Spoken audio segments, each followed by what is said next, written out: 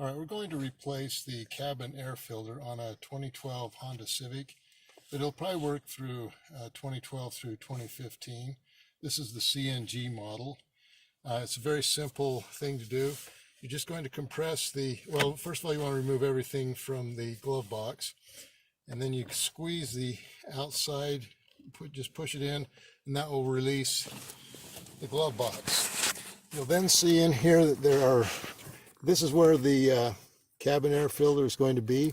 There are a couple of clips on each side. You just compress them, pull it out, and then there you'll have the cabin air filter, and you just go ahead and slide it out.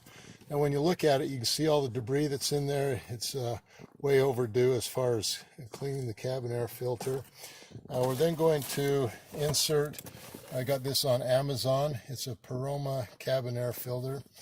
You'll just want to check out your size.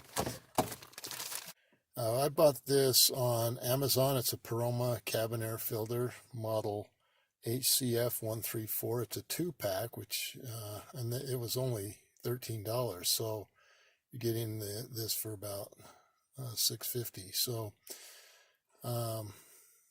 that's what you want to get. You can get it at any other auto parts store. Okay, if you look right here, it has I don't know if you can see it very well, but there's an arrow pointing down that's showing that's where the airflow is. You want it to go the same direction. You can see the airflow here. You want to make sure you put it in the right way. Just go ahead and slide it in, and then you'll go ahead and put the clip back on. And there you have it.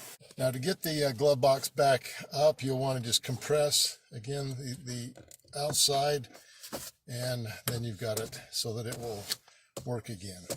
And you can go ahead and put your stuff back into the glove box. Thanks for watching Big Al Repairs, and hopefully you subscribe.